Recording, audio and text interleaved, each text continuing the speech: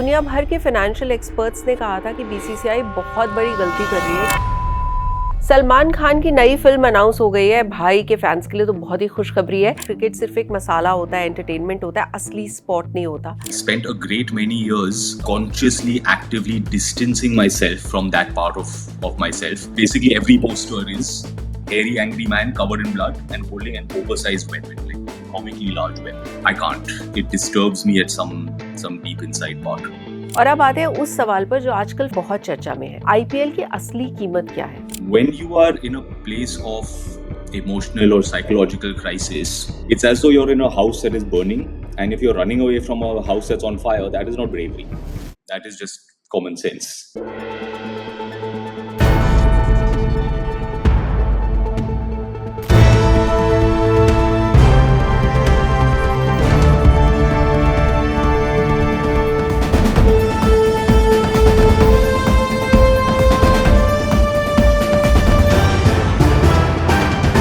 The Right Angle with Sonal Kalra. एक तरफ numbers का गेम है जहां एक बॉल की कीमत जो है ना वो लाखों में है, और दूसरी तरफ है वो इंडस्ट्री जहां की हेडलाइंस जो है ना वो इमोशंस, अनाउंसमेंट्स और मोमेंट से बनती है। इस हफ्ते हमें दोनों एक्सट्रीम्स दिखे। Hello and welcome back once again. ये है Kalyan jewellers presents the right angle with me Sonal Kalra. तो आज इन सब पे काफी लंबी बातचीत होगी, लेकिन उससे पहले let's check out the weekly wrap. Salman Khan की नई फिल्म अनाउंस हो गई है। भाई के फैंस के लिए तो बहुत ही खुशखबरी है। सलमान खान ने तेलुगु प्रोड्यूसर दिल राजू और national award winning director Vamshi Paidipally के साथ अपनी नई फिल्म ऑफिशियली अनाउंस कर दी है। फिल्म फिलहाल अनटाइटल्ड है, लेकिन सलमान ने सोशल मीडिया पे डाला है दिल दिमाग जिगर से अपने कैप्शन में। तो ये खबर उन्होंने शेयर कर दी है। फिल्म की शूटिंग जो है वो अप्रैल 2026 से शुरू होने की उम्मीद है, और मेकर्स टारगेट कर रहे हैं ईद 2027 पे फिल्म को रिलीज करने के लिए। सोनम कपूर, जो अनिल कपूर की डॉटर जो है, और आनंद आहूजा ने 29 मार्च 2026 को अनाउंस किया कि उनका छोटा सा प्यारा सा दूसरा बेटा हो गया है। उनके बड़े बेटे का नाम वायु है और अब वो बड़ा भाई बन गया है। सोशल मीडिया पे इमोशनल पोस्ट डालकर अपने फैंस को ये गुड न्यूज़ दी सोनम कपूर ने, और बताया कि उनकी फैमिली अब कंप्लीट फील कर रही है। International film festival of Delhi IFFD 2026, जो कि डेब्यू था of the international film festival in Delhi, वो बहुत ही ग्रैंड तरीके से इस हफ्ते हुआ, और उसकी ग्रैंड क्लोजिंग सेरेमनी भी हुई 30 मार्च को, जिसमें दिल्ली की सीएम रेखा गुप्ता ने प्रेजेंट किए इस साल के अवार्ड्स, जो कि रणवीर सिंह को गया धुरंधर के लिए फॉर द बेस्ट एक्टर, और आदित्य धर को गया for the best director again for धुरंधर। इस फेस्टिवल में शोले के 50 साल सेलिब्रेट किए गए। Veteran film maker Ramesh Sippy को सिनेमा में उनके योगदान के लिए ऑनर किया गया, और काफ़ी सारे सेलिब्रिटीज़ जैसे अनुपम खेर, मनोज बाजपेयी, भूमि पेडनेकर, इन सब ने सेशंस लिए और मास्टर क्लासेस अरेंज की। So for the film lovers in Delhi and also the aspiring film makers and students in Delhi, IIFD 2026 was quite a success. और अब हम आते हैं अपने सॉल्व सेगमेंट में। इस हफ्ते की शुरुआत ना एक बहुत ही मज़ेदार नोट पे हुई। बिजनेसमैन संजीव गोयनका, जो कि IPL team Lucknow super giants को ओन करते हैं, उन्होंने एक ट्वीट किया, और उसमें उन्होंने जो IPL कितने ग्रैंड स्केल पे पहुंच गया और टीम्स की इतनी वैल्यूएशंस बढ़ गई हैं, इसका क्रेडिट दे डाला ICC चेयरपर्सन जय शाह की विजन को। और इसी बात पे भड़क गए ललित मोदी, जो कि IPL के ओरिजिनल फाउंडर हैं। उनका रिप्लाई आप स्क्रीन पे देख सकते हैं। उन्होंने काफ़ी इमोजी डाल के अपना रिएक्शन दिया। और अब क्योंकि इस कॉन्वर्सेशन ने इंटरनेट पे एकदम हल्ला मचा दिया, तो हमने सोचा कि इस बार इस सेगमेंट में हम इसी टॉपिक को सॉल्व करते हैं कि आखिर इंडियन प्रीमियर लीग जो है वो 2008 में जब से शुरू हुई थी से लेके 2026 में नंबर्स के तौर पर कितनी बढ़ गई है। तो पीछे चलिए, अप्रैल 2008 के उस बेंगलुरु स्टेडियम में माहौल में एक्साइटमेंट थी और डर भी था। कुछ लोग कह रहे थे कि T20 क्रिकेट सिर्फ एक मसाला होता है, एंटरटेनमेंट होता है, असली स्पोर्ट नहीं होता। इन्वेस्टर्स डर रहे थे, और किसी को पता नहीं चल रहा था कि ये एक्सपेरिमेंट जिसको IPL कहा जा रहा है ये कैसे जाएगा। क्या आपको पता है कि पहला IPL ऑक्शन जो है वो कैसे हुआ था? अभी आजकल की तरह लाइव टेलीकास्ट वगैरह नहीं हुआ था। वो ऑक्शन बॉम्बे के एक होटल में दरवाज़ा बंद करके किया गया था बिना किसी कैमरे के, बिल्कुल एक सीक्रेट डील की तरह। तब बीसीसीआई ने 8 टीम्स का जो टोटल बेस प्राइस है वो रखा था लगभग 1600 करोड़ रुपए। दुनिया भर के फाइनेंशियल एक्सपर्ट्स ने कहा था कि बीसीसीआई बहुत बड़ी गलती कर रही है, क्योंकि इतना पैसा मांग रहे हैं, इतना पैसा कौन देगा। लेकिन जब ऑक्शन खत्म हुआ तो सब हैरान हो गए, क्योंकि रिजल्ट निकला टोटल वैल्यूएशन का लगभग 2900 करोड़। अब आपको मैं हाल ही की एक न्यूज़ बताती हूँ। 2008 में बिजनेसमैन मनोज बादले ने राजस्थान रॉयल्स टीम जो है वो खरीदी थी सिर्फ 268 करोड़ में। तब लोग कहते थे कि इनके पास स्टार प्लेयर्स नहीं है, ये टीम सरवाइव नहीं करेगी। फास्ट फॉरवर्ड 2026, यही राजस्थान रॉयल्स की वैल्यूएशन जो है वो है 13,500 करोड़ रुपए, यानी 18 साल में लगभग 50 गुना से ज्यादा रिटर्न। आईपीएल कैसे एक सोने की खान बन गया है, इसका एक और पक्का सबूत मिला है मार्च 2026 में, जब रॉयल चैलेंजर्स बेंगलुरु ने अपने सारे पुराने रिकॉर्ड्स तोड़ के रख दिए। आरसीबी का एक माइनॉरिटी स्टेक सेल हुआ जिसने पूरी टीम की वैल्यूएशन को लगभग 16,600 करोड़ पे फिक्स कर दिया। याद कीजिए 2008 में आरसीबी सिर्फ 446 करोड़ की थी, आज वो 30 गुना से ज्यादा महंगी हो चुकी है। ये लेवल का जो आरओआई है ना, यानी रिटर्न ऑन इन्वेस्टमेंट, ये पूरी दुनिया में शायद किसी और बिजनेस में नहीं मिलता होगा। अब बात करते हैं उस एनर्जी की जिसने आईपीएल की गाड़ी को इतना तेज भगाया, ब्रॉडकास्टिंग राइट्स। ये जो नंबर्स है ना, ये आपके दिमाग को घुमा के रख देंगे। 2008 में सोनी ने 10 साल के लिए डील की थी लगभग 4100 करोड़ रुपए में for the broadcasting rights of IPL. तब लोगों ने कहा था कि सोनी इतना पैसा कभी रिकवर नहीं कर पाएगा, लेकिन 2018 में जब स्टार इंडिया ने 16,347 करोड़ दिए सिर्फ 5 साल के लिए, तब दुनिया को समझ आया कि आईपीएल जो है वो एक्चुअली एक गोल्ड माइन है। और अब 2023 से 2027 की साइकिल में जो हुआ है वो हिस्टोरिक है। डिज्नी स्टार ने टीवी के लिए और वाईकॉम 18 ने डिजिटल के लिए मिलके लगभग दिए 48,390 करोड़ रुपीस। इसका मतलब समझ रहे हो आप? आज 2026 में आईपीएल के एक मैच की जो कीमत है ना, वो लगभग 115 करोड़ रुपए है। यानी जब बॉलर एक बॉल फेंकता है तो उस एक बॉल की वैल्यूएशन जो है वो लगभग 50 लाख रुपए होती है। सोचिए, एक डॉट बॉल की कीमत एक लग्जूरियस फ्लैट के बराबर है। इस मामले में आईपीएल ने शायद इंग्लिश प्रीमियर लीग को भी पीछे छोड़ दिया है, और अब सिर्फ जो अमेरिका का नेशनल फुटबॉल लीग है ना, यानी एनएफएल, लगता है वही बच गया ब्रीच करना। लेकिन ये पैसा जो है ना, सिर्फ ब्रॉडकास्टिंग से नहीं आता। स्पॉन्सरशिप का भी जो ग्राफ है वो भी बढ़ता जा रहा है, उसकी भी बात सुन लो। 2008 में डीएलएफ ने टाइटल स्पॉन्सरशिप के लिए साल के 40 करोड़ रुपए दिए थे। आज 2026 में टाटा ग्रुप साल के लगभग 500 करोड़ रुपए पे कर रहा है फॉर द स्पॉन्सरशिप। ये 1200% से ज़्यादा का जंप है। ब्रांड वैल्यू कहाँ पहुँच रही है, कहाँ ख़त्म हो रही है, किसी को समझ में नहीं आ रहा। पहले सिर्फ 4-5 बड़े ब्रांड्स आईपीएल से जुड़ना चाहते थे, आज 2026 में हर टीम के पास 15 से 20 पार्टनर्स या स्पॉन्सर्स होते हैं। उनके हेलमेट से लेके उनके सॉक्स तक हर जगह कोई ना कोई ब्रांड चिपका हुआ होता है। सेंट्रल पूल का जो सिस्टम है वो ऐसा है कि बीसीसीआई मीडिया राइट्स और स्पॉन्सरशिप का 50% हिस्सा जो है वो टीम के साथ शेयर करती है आजकल। इसका रिजल्ट ये है कि आज 2026 में आईपीएल की हर एक टीम बिना कोई टिकट बेचे भी साल के शुरुआत में ही प्रॉफिट में होती है। और अब आते हैं उस सवाल पर जो आजकल फाइनेंस की दुनिया में बहुत चर्चा में है, आईपीएल की असली कीमत क्या है। अगर आप इंटरनेट पे देखेंगे तो कुछ रिपोर्ट्स हैं जो आईपीएल की ओवरऑल वैल्यूएशन को 1,58,000 करोड़ रुपए बताती है, जबकि कुछ इसे 84,000 करोड़ के आसपास भी मानते हैं। ये इतना बड़ा फर्क क्यों है? दरअसल 1.5 लाख करोड़ वो जो एंटरप्राइज वैल्यू है, जो तब कैलकुलेट की जाती है जब हम आईपीएल को एक ग्लोबल ब्रांड और फ्यूचर ग्रोथ पोटेंशियल के हिसाब से देखते हैं। इसमें स्कैसिटी वैल्यू जुड़ी होती है, मतलब कि दुनिया में आईपीएल जैसी सिर्फ एक ही लीग है, इसलिए इसकी कीमत जो है वो आसमान को छू रही है। वहीं दूसरी तरफ 84,000 करोड़ जो वैल्यू है वो इकोसिस्टम वैल्यू है, जो बेसिकली स्ट्रिक्टली आज का रेवेन्यू, कैश फ्लो और प्रॉफिट इन सब पर बेस्ड है। ये इसलिए है क्योंकि फैंस का क्रेज़ जो है वो अब सिर्फ स्टेडियम तक लिमिटेड नहीं है। डिजिटल व्यूअरशिप जो है आईपीएल की वो 100 करोड़ व्यूअर्स के मार्क को क्रॉस कर गई है। जियो सिनेमा और नए डिजिटल प्लेटफॉर्म्स पर एक साथ 3.2 करोड़ लोग लाइव होते हैं। ये इतनी बड़ी पॉपुलेशन है जितनी शायद ऑस्ट्रेलिया या कनाडा की पूरी पॉपुलेशन से भी ज़्यादा है। प्लेयर्स की किस्मत कैसे बदली है वो भी देख लीजिए। 2008 में एक टीम की जो टोटल सैलरी बजट था, यानी जिसको पर्स कहा जाता है टीम का, वो सिर्फ 20 करोड़ रुपए होता था।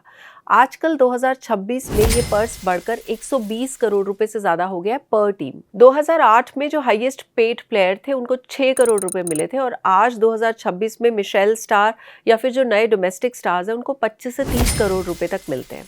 एक एवरेज डोमेस्टिक प्लेयर जो 2008 में 10 से 20 लाख रुपए के लिए तरसता था, वो आज 2026 में 50 लाख से 2 करोड़ तक का बेस प्राइस लेके आता है ऑक्शन में। आईपीएल ने क्रिकेट को इंडिया में सबसे बड़ा करियर ऑप्शन बना दिया है। एक और इंटरेस्टिंग चीज़ ये है कि 2008 में आईपीएल का सीजन टिकट और हॉस्पिटैलिटी पैकेज जो है वो कुछ हज़ार रुपए में मिल जाता था। आज 2026 में मुंबई हो या बेंगलुरु के स्टेडियम्स में एक वीआईपी बॉक्स की कीमत जो है ना, वो 5 लाख से 10 लाख रुपए के बीच में कहीं पे होती है, और उन्हें खरीदने के लिए बड़े बड़े कॉर्पोरेट हाउसेस की लाइन लगी हुई होती है। तो कंक्लूजन यही है दोस्तों कि 18 साल में आईपीएल ने दिखा दिया है कि इंडिया में क्रिकेट एक इमोशन नहीं है, पूरा कंप्लीट धंधा भी बन चुका है। 8 टीम से 10 टीम्स, 10 करोड़ व्यूअर्स से 100 करोड़ व्यूअर्स, और 2900 क्रॉस की लीग से 1.5 लाख करोड़ तक का सफ़र तय किया आईपीएल ने। आईपीएल के प्लेयर्स की किस्मत तो बदली ही है, स्पोर्ट्स का जो पूरा बिजनेस है उसका डीएनए भी बदल गया है। इसने दिखाया है कि अगर आप पैकेजिंग सही कर सकते हैं और फैंस को सही एक्सपीरियंस दे सकते हैं, then sky is the limit. ये है मॉडर्न क्रिकेट की असली पावर। और अब हम आते हैं अपने रॉ फिल्म मोमेंट पे। एक तरफ जहां धुरंधर बॉक्स ऑफिस पे सारे रिकॉर्ड्स तोड़ रही है, वहीं दूसरी तरफ पाकिस्तान के लियारी एरिया से भी एक काफ़ी अजीब सी डिमांड सामने आई है। वहाँ के जो लोकल्स हैं और सोशल मीडिया इन्फ्लुएंसर्स हैं, उन्होंने फिल्म के मेकर्स से 500 करोड़ रुपए की डिमांड कर दी है, ये कहते हुए कि धुरंधर जो है उसमें उनके इलाके को बैकड्रॉप की तरह यूज़ किया गया है, इसलिए जो धुरंधर के बॉक्स ऑफिस कमाई है उसका एक बड़ा हिस्सा लियारी की डेवलपमेंट और बेटरमेंट के लिए मिलना चाहिए। उनका कहना है कि अगर मेकर्स ने उनकी ऑथेंटिक कहानी से इतना मुनाफा कमा लिया है, तो वहाँ के स्कूल्स और हॉस्पिटल्स के लिए फ़ंड देना जो है वो धुरंधर के फिल्म मेकर्स की एक मॉरल रिस्पॉन्सिबिलिटी बनती है। मॉरल रिस्पॉन्सिबिलिटी की बात कर रहे हैं ये लोग जो ऐसे मुल्क का हिस्सा है जिसने इमोरल चीज़ों की फैक्ट्री लगा रखी है। इंडस ने तो पूरी तरह से खिल्ली उड़ा दी है इस खबर की, और जो कमेंट्स आ रहे हैं फ़नी, वो भी ज़रा आप स्क्रीन पे देख लीजिए। और ऊपर से पाकिस्तान के मिनिस्टर नबील गबोल, जिनके ऊपर कहा जाता है कि राकेश बेदी का जो कैरेक्टर है जमील जमाली उनके ऊपर बेस्ड है, उन्होंने यहाँ तक कह दिया है कि धुरंधर के जवाब में अब वो एक फिल्म बनाएंगे, लियारी का गब्बर। मतलब इसके बाद कुछ कहने के लिए नहीं है मेरे पास। अगर आपको हंसना है तो आप शो के बाद हंस लीजिएगा। इस हफ्ते हमें एक और रॉफल मोमेंट अल्ट्रा प्रो मैक्स मिल गया, क्योंकि हंस हंस के बुरा हाल हो गया। हमने एआई के बारे में आपको कई दफ़ा बताया हुआ है, पर इस बार हमें एआई ने हंसा दिया। एक्चुअली हुआ ये कि veteran film maker Subhash Ghai ने एक्स पर एक फ़ोटो डाली जिस पे उन्होंने लिखा कि he is very very flattered, क्योंकि जो फेमस सैंड आर्टिस्ट हैं सुदर्शन पटनायक, जो कि उड़ीसा में बीच पे सैंड के स्कल्पचर्स बनाते हैं, उन्होंने सुभाष घई को ट्रिब्यूट देते हुए सुभाष घई जी का सैंड स्कल्पचर बनाया। पर जो फोटो सुभाष घई ने उसके साथ डाली, 1 मिनट आप वो फोटो देखिए। मतलब सुभाष जी, आप नहीं देख पा रहे हैं कि ये फोटो असली नहीं है। लोगों ने तो कहा ही कहा, लेकिन सुदर्शन पटनायक जो कि खुद स्कल्पचर हैं, उन्होंने फिर सुभाष जी की ट्वीट के ऊपर खुलासा किया बहुत ही पोलाइटली, और उन्होंने कहा कि नहीं सर, ये सैंड आर्ट नहीं है। नमस्कार Subhash Ghai ji, I am truly honoured to receive your message and appreciation sir, I am a big fan, but with due respect I would like to share that the scan sculpture appears to be AI generated and there may have been a small misunderstanding or some incorrect information. मतलब इसको देखने के बाद किसको नहीं समझ में आ रहा है कि एक्चुअली सैंड ऐसे कैसे खड़ी हो सकती है। तो सुभाष जी, आपने क्या सोचा? But anyway, it's a cute misunderstanding and it gave people a lot of reasons to laugh. और अब हम आते हैं अपने OTT मीटर सेक्शन में, जो कि हम ट्रैक करते हैं सी वोटर के साथ, जिसमें हम हर हफ्ते पैन इंडिया लेवल पे लोगों से पूछते हैं कि उन्हें OTT पे रिलीज़ हुई कोई नई सीरीज़ या फिल्म जो है वो कैसी लगी और उसके नंबर्स क्या थे। तो हम इस हफ्ते रिव्यू कर रहे हैं नेटफ्लिक्स पे रिलीज़ हुई Peaky Blinders the Immortal Man. The movie stars Academy Award winner Cillian Murphy, Rebecca Ferguson, Tim Roths and others in leading roles. Film जो है ये वर्ल्ड वॉर 2 में सेट है। हमने जब लोगों से पता किया तो हमें ये समझ में आया कि फिल्म की बज़ जो है वो 82% थी। मतलब हर 100 लोग जिनसे हमने बात की उसमें से 82% को ये पता था कि ये फिल्म जो है ये नेटफ्लिक्स पे ड्रॉप होने वाली है। मूवी को मिले एक decent conversion rate of 59%, that is 59 out out of 100 people, every 100 people that we spoke to had actually watched it. But अच्छे buzz और above average conversion के बाद भी मूवी की रेटिंग रही 2.78 out of 5. तो कुछ खास पसंद नहीं आई लोगों को. इस हफ्ते के सोनल रेकमेंड सेक्शन में मैं 2 फिल्मों के बारे में बता रही हूँ. पहली है Amazon प्राइम पे blink twice. It's a thriller, 2024 की फिल्म है. It's about a tech billionaire जो कि एक कॉकटेल वेट्रेस से मिलता है और फिर उनको अपने एक आइलैंड पे इनवाइट कर लेता है और फिर काफ़ी थ्रिलिंग जो मोमेंट्स हैं वो इस फिल्म में हैं. लोग इसे एप्स्टीन आइलैंड के साथ भी रिलेट कर रहे हैं, but otherwise it's a great thriller to watch. It's on Amazon prime and it's called blink twice. और एक और बहुत ही क्यूट सी फिल्म की रिकमेंडेशन है मेरी तरफ से, वो है नेटफ्लिक्स पे मेड इन कोरिया. तो अगर आपके घर में भी कोई जेन जी, जेन अल्फा वाला बच्चा है जिसको कोरिया से ऑब्सेशन है, जैसे मेरी डॉटर को बहुत ज़्यादा ऑब्सेशन है, तो ऐसे बच्चों के लिए और टीनेजर्स के लिए है film made in Korea, which is about a girl जिसका एक ही सपना है कि वो कोरिया जाए और वहाँ जाके काम करे, और उसे वाकई में ये मौका मिल जाता है. लेकिन फिर वहाँ जाके उसे क्या क्या चैलेंजेस फेस करने पड़ते हैं, इसके बारे में है ये film. But it's a very slice of life, feel good, happy film. So you can watch it on Netflix. It's called Made in Korea. और अब हम आ गए अपने where are they now section में. 80s का वो दौर याद कीजिए जब जंगल से एक लंबा चौड़ा नौजवान बड़े पर्दे पे आया था और रातों रात पूरे देश का टार्जन बन गया था. मैं बात कर रही हूँ हेमंत बिर्जे की. हेमंत बिर्जे की शुरुआत किसी फिल्मी सपने जैसी थी. उन्हें डायरेक्टर बब्बर सुभाष ने स्पॉट किया था when he was working as a security guard. और 1985 में एडवेंचर्स ऑफ टार्जन फिल्म आई और उसमें उन्हें ब्रेक मिल गया. शुरुआत में ही उनका इतना बोलबाला था कि उन्हें एक साथ 100 फिल्मों की ऑफर हुई जो उन्होंने साइन भी कर ली. पर अफसोस इस बात का रहा कि वही उनका मसल मैन वाला अवतार जो है वही उनकी पहचान बन गया था और वही उन पे भारी पड़ गया. उन्होंने वीराना जो 1988 में थी, तहखाना और लश्कर जैसी हॉरर एक्शन फिल्म्स में काम किया. पर धीरे धीरे काम खत्म होने लगा और फिर उन्हें बी ग्रेड फिल्में और छोटे छोटे सपोर्टिंग रोल्स पे गुजारा करना पड़ा.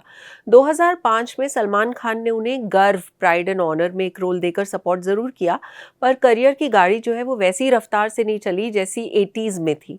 ज़िंदगी में असली मोड़ तब आया जब उन्हें काफ़ी फाइनेंशियल स्ट्रगल्स का सामना करना पड़ा. यहाँ तक कि मुंबई में उन्हें अपना घर तक खाली करने का नोटिस मिल गया था और वो रेंट भी नहीं भर पा रहे थे.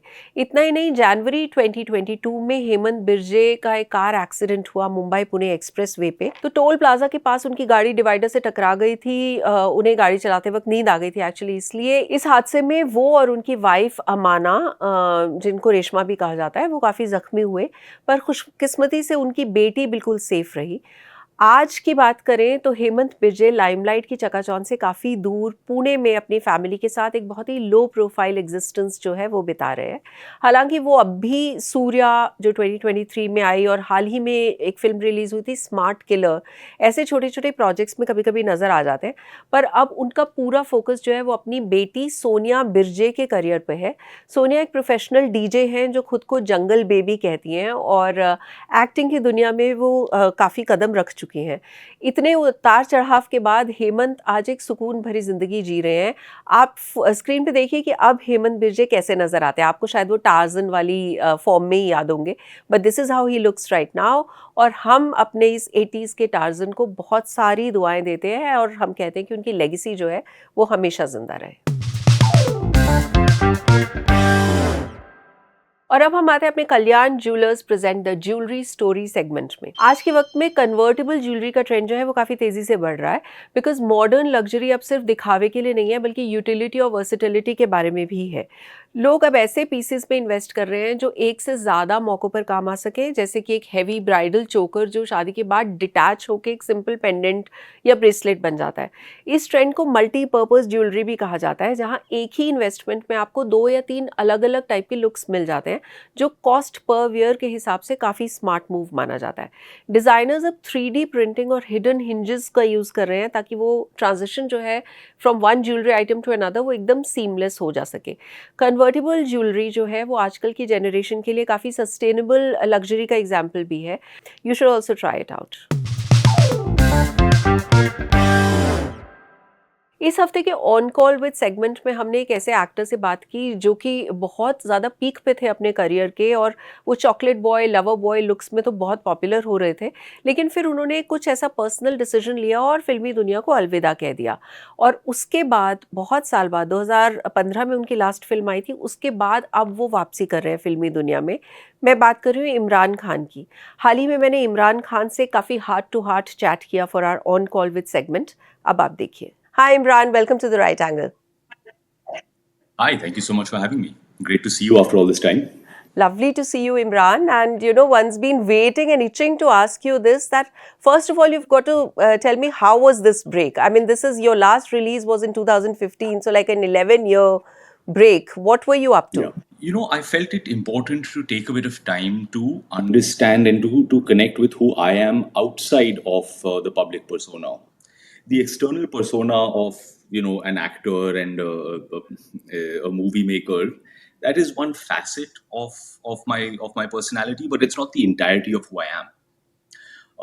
And I had started to feel like I was losing touch with, or not having, not in contact with the rest of me. Who am I outside of the public persona?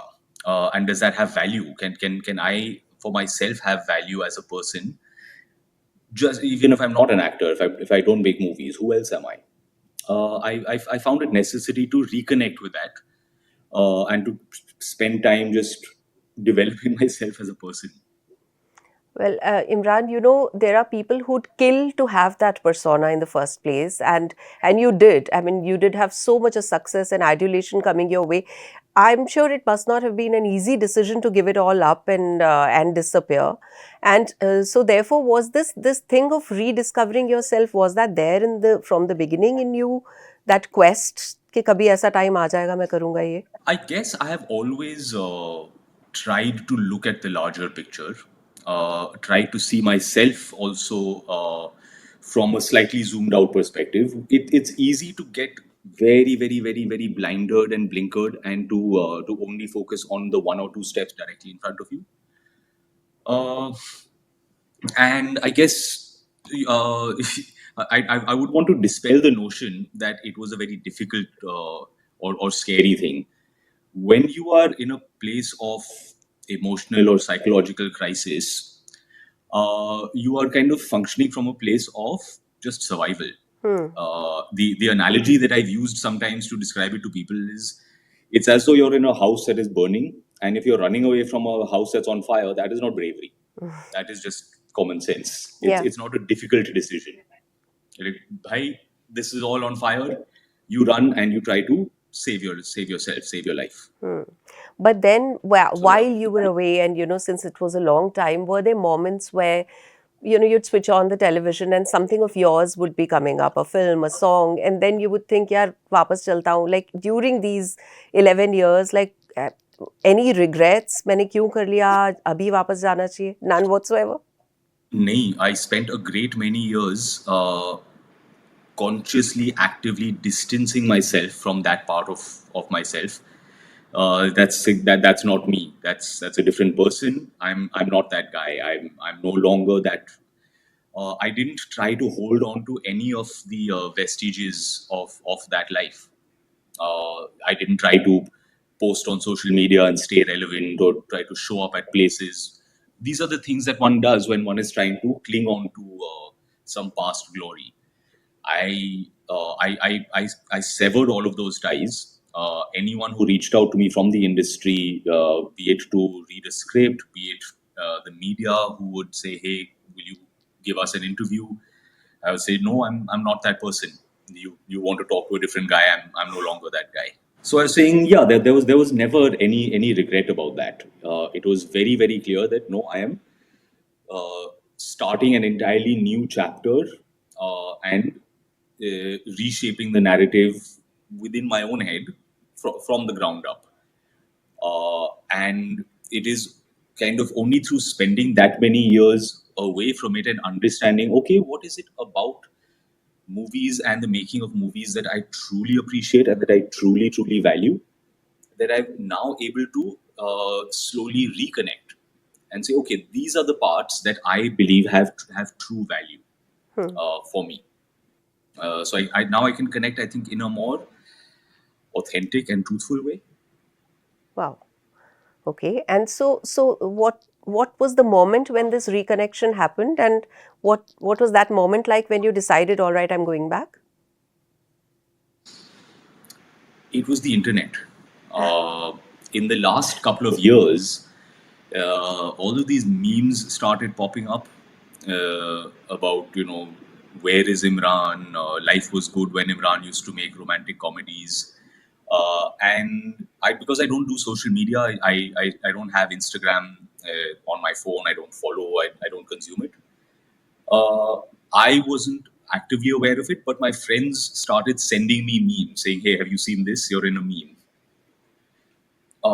And within that, somewhere enough voices started coming through that I kind of felt like, okay, I'll just stick my head out and let everyone know I am alive, I'm doing good, thanks for checking, that sort of thing.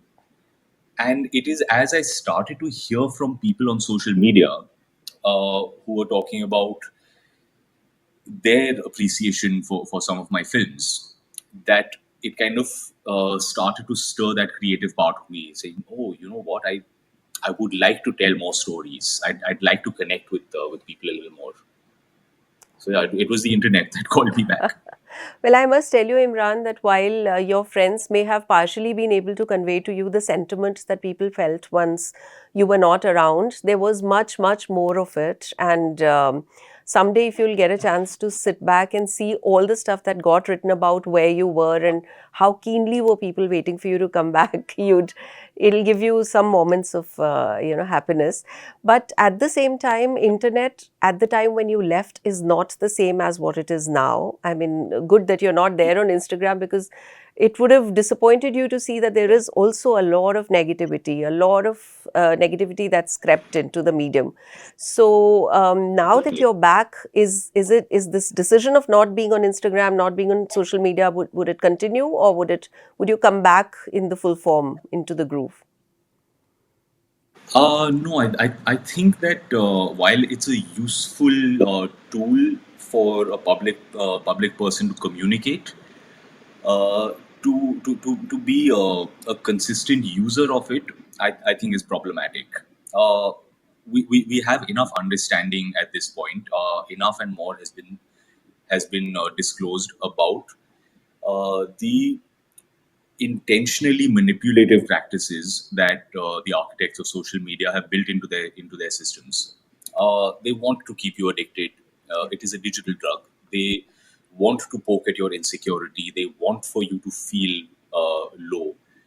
So I don't want to be a consumer of that. It's just not good for. It's not good for me. It's not good for anyone. Fair enough. And Imran, you mentioned rom-coms. Now, the thing is that in the past few years, especially since COVID, actually, people have started to think that all that works for theaters is larger than life, very intense, sometimes really violent. That kind of cinema, which kind of gives you a very larger than life experience. People have, in fact, been saying that rom-coms, etc., would be relegated to OTTs. But since you believe in the genre, do you think rom-coms are going to make a comeback? And you've decided for that to be a comeback vehicle. So where does this conviction of slice of life, feel-good films come from? I think it's important to separate the creative process of movie making from the commercial. We're becoming more and more enamored with numbers and with the box office, to the point that from media to audience, everyone is sitting down with little spreadsheets and calculators, and tracking box office as though it's a sport. Like this the like statistics of your favorite sports team. And I guess it's interesting for people who are excited by data. It means nothing to me. Uh, you're right. I certainly there has been a global trend in audiences kind of moving away from cinemas and really only showing up for large scale spectacle event movies. Uh, and I don't particularly see I don't see anything wrong with that. It's audience tastes, uh, and I think that where we are today, the fact that the audience has so many options for entertainment and so many conduits via which they may receive a movie or a show or a cartoon, whatever your interest is. I think that the idea of being an entertainment behemoth, where one point of entertainment dominates the cultural discourse, I think those days are behind us now.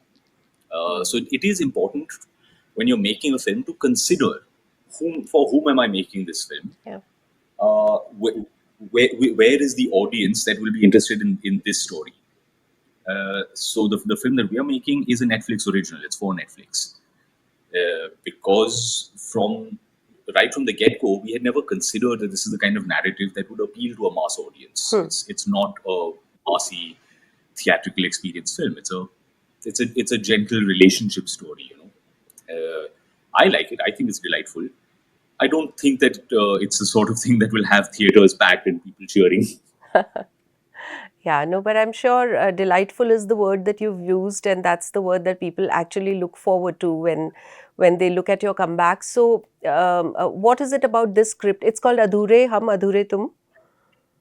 Adhure hum adhure tum. And what is it about? What's the one thing about this that made you say yes to this as your comeback vehicle, like a full on? You did a cameo in the interim, but what is it about Adhure Hum Yes. Adhure Tum?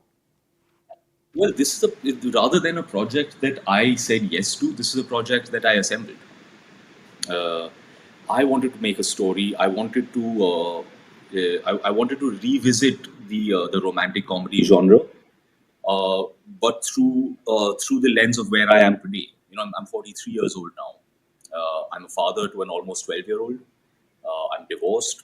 I've kind of lived a whole bit of life, and I felt like I wanted to make a film that looked at romance and relationship and all of that, but also through the lens of where I am today in my own life. So I teamed up with Danish Aslam, with whom I had made Break Ke Baad 15 years ago. And because he's a close friend, our sensibilities are closely aligned, we kind of co-developed the project. So this is very much, shall we say, an artistic expression from my side, rather than me being coaxed into a film. It was me saying, "Hey, here's the story that I want to share with everyone." Right.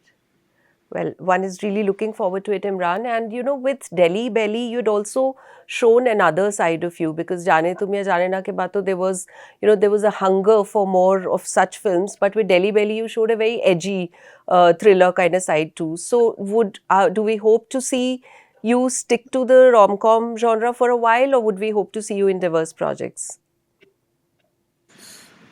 I rather than looking at films through the from the perspective of a genre, I am. Let's put it this way. I'm not into action. I find myself. This is just kind of where I'm at in my life, where what my own life experiences have brought me to. I'm not excited by violence, and I find myself quite disturbed by it. So I don't feel like I want to tell those stories, and I don't find that there's anything that's really emotionally engaging for me in those kinds of narratives. So what I really want to tell are human stories, kind of simpler, more intimate human stories.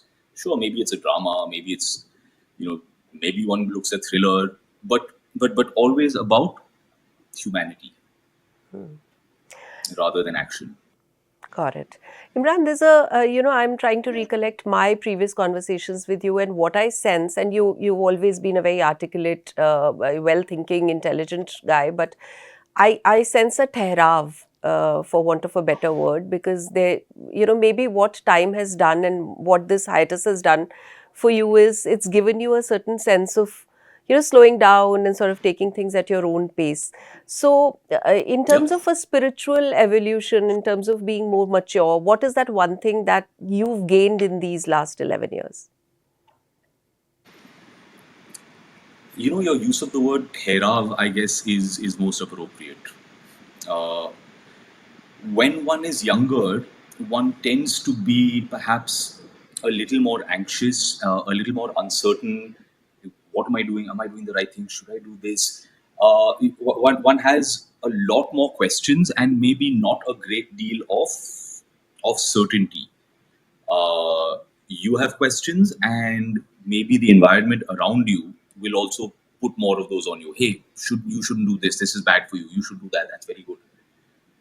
Uh, and the past few years for me have really given me the confidence and the thereof within myself to hold on to that and say, hey, listen, who knows what is right and wrong?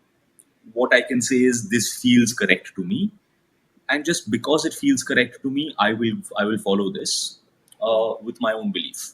You may disagree, you may dislike. That's okay. That's your take. Here's my take, and I will follow my path. Right.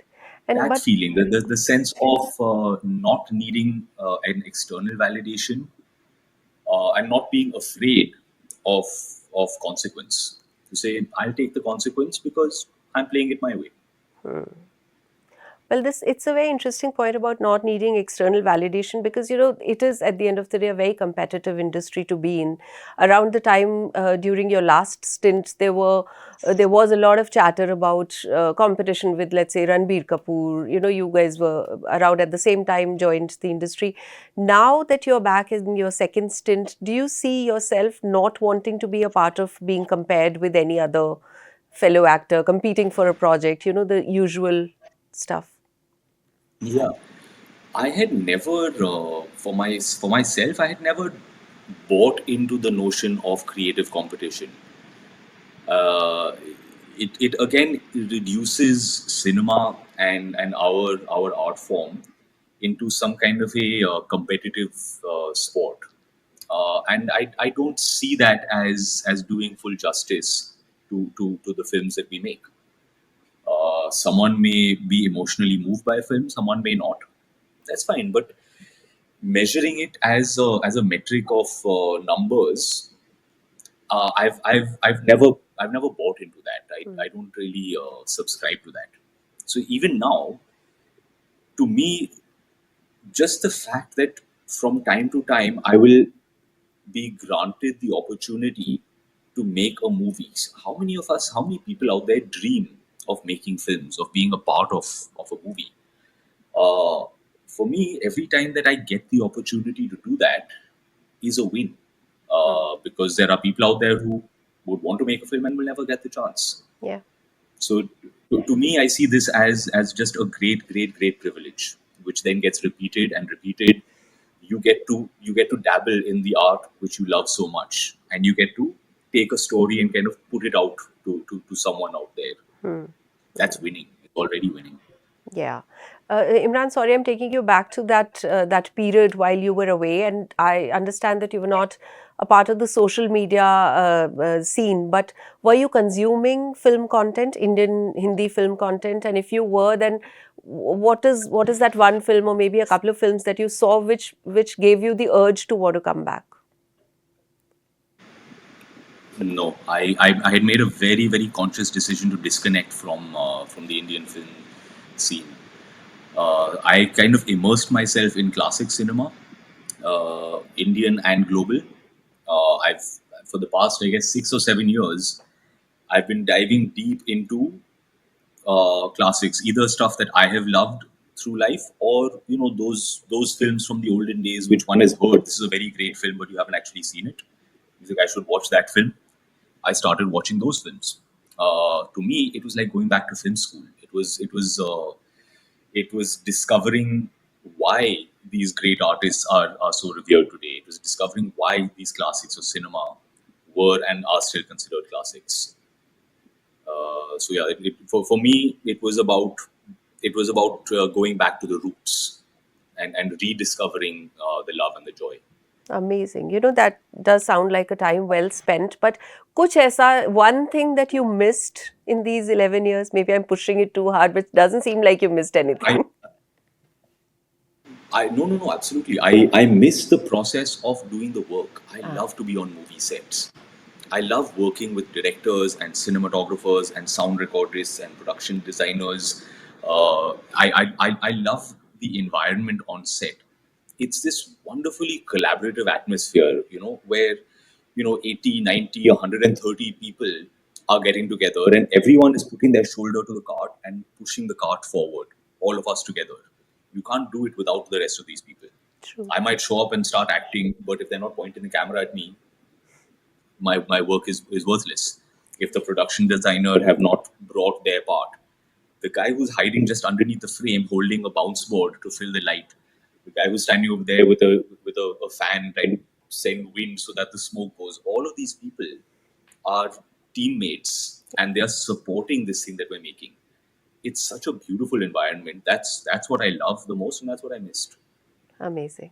And Imran, now that you're back, are there any directors and co-actors that are on your wish list that you would now want to collaborate with? I've not been closely following. I'm aware of what is out there. I've not been watching a lot of recent films. Frankly, the recent pivot, it's not that recent even, but the pivot towards this massively heightened violent cinema. It's a genre which I call the one angry hairy man covered in blood. Oh, Basically, every poster is hairy angry man covered in blood and holding an oversized weapon, like a comically large weapon. Uh, I can't. It disturbs me at some deep inside part. fair enough. I was That's talking that's to, that's that's why sorry, I felt like I had to make this film. yeah. Our film came about as kind of a conscious response and counter to what I see as an entirely underrepresented uh, a palette of emotions. There's empathy, gentleness, kindness, dignity. These sorts of emotions I feel are underrepresented today in our films. Well, so true. And actually, in your absence, I mean, from your family, Amir's been doing his bit at least to have that empathy, kindness. I mean, if one would see Sitare Zameen Par, I don't know if you've watched it yet, Yeah, but those I did watch that one. Yeah. those are the emotions. You can't skip the family films. So true. Those are the emotions that one longs for, apart from all other kind of cinema, of course. So I'm really hoping that that works in your favor and the conviction with which you're doing this. I was speaking to Bhumi the other day for this show itself, and Bhumi mentioned you as one of the people in her bucket list, in her wish list, who she wanted to work with, and she was so happy that that kind of would come through. That's why I thought I'll check with you on any co-actors that you've really enjoyed watching and would like to now collaborate with. Bhumi was kind of at the top of our list as Danish and I started developing Athure Hum. Uh, we had a couple of brief conversations around a couple of other names, but fairly quickly we kind of zeroed in on, we like Bhumi. I think she's been doing great work starting with her first film, uh, and she was someone who we really saw as fitting ideally into the world that we wanted to create. So we pretty actively pursued her even when we didn't have a full bound script, which is a little embarrassing to admit as these things go. But you know how projects often start moving before all the pieces are in place. So there was a couple of months of Danish and I chasing her with loose sheets of paper, like, look, your character will be like this, and we'll write a scene that's kind of like this. But yeah, we finally got her on board. It was lovely to have her. Yeah, totally. And that brings me to my last question, Imran. And that's also something that Bhumi and I discussed, because she's also, in a very smaller measure, took a break because she felt a burnout and she, decided to travel. And you've taken a much larger break. And I'm not sure if I should call it burnout. It was a very conscious decision that you took. But if It's not an somebody, inaccurate description. if Yeah, it's somebody not an inaccurate description. it's not okay. If somebody were to take a leaf out of your learnings and feels at at whatever they may be doing, but they may be at a point in life where they decide to give it all up and sort of take a break for the sake of their own mental health, for the sake of their own well-being, what is the advice that you would give to such people? Because it's not always an easy decision. It's never an easy decision, actually. Certainly, it is never easy. I was able to take this choice sitting very prettily on top of a great mountain of privileges. I as a person from a film family, I had doors opened for me very early on that maybe would not have been open for others. I was lucky enough to work in enough movies where they paid me generously enough that by the time I was 30, I had a financial security that is uncommon for most people out there. So I was able to make choices that maybe not that might not have been available to anyone else. That being said, there are, I think that most anyone who has worked in the industry, worked in the movie business for in any reasonable amount of time, would also probably find themselves in a place of financial security. What comes next is being able to take a step back from that and say, this is enough. I may always crave more, but I don't need more. Yeah. I have enough from here. Now, what else do I value? Where else can I derive value from? The idea that someone who is a much bigger star than me, much wealthier than I am, might still feel compelled to show up at an event or cut a ribbon or do a thing because whatever it's work, rather than being able to say, hey, listen, I don't need this. I don't have to do that. To be able to give up that fear, the fear that you are missing out on something, to act without fear. That is the tougher step. Yeah, completely. I just hope that people find that courage and also that sensibility which you used when you mentioned finances, which should help them, evaluate their situation and take such a decision. But great advice there, Imran. And thank you so much for taking out the time to talk to me and being on the show. I'm telling you with a lot of conviction that people are ready to lap you up and can't wait to see you come back in full form. And I hope that this stint of yours turns out to be a much more enriching and fruitful and happy experience for you, which is what you want to give to your audience. Thank you, Imran, and God bless you and all the very best for Adhure Hum Adhure Tum. Thank you so much. Wonderful to see you. And with this, we come to the end of this week's episode of The Right Angle with me, Sonal Kalra. आप please अपना feedback मुझे देना मत भूलिएगा. You can write to me at sonal.kalra@hindustantimes.com. नहीं तो आप नीचे अपने comment section, यहाँ के comment section में भी अपना feedback दे सकते हैं. और जिनके सबसे अच्छे comments होंगे, उन्हें हम अपने दिल्ली के स्टूडियो में बुलाएंगे because हमारे यहाँ अक्सर stars आते रहते हैं. For a property called Stars in the City, which I host. तो अभी हाल ही में आने वाले हैं अक्षय कुमार, राजकुमार राव, सानिया मल्होत्रा, वामिका गाबी.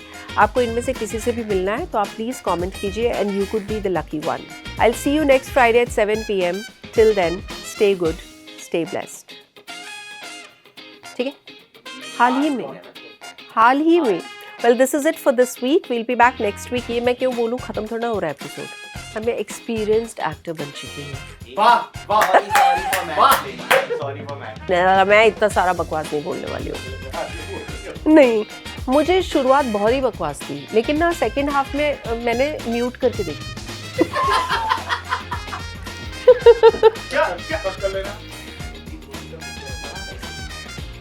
सॉरी, मुझे बहुत ज्यादा हंसी. पर GHAI तो है.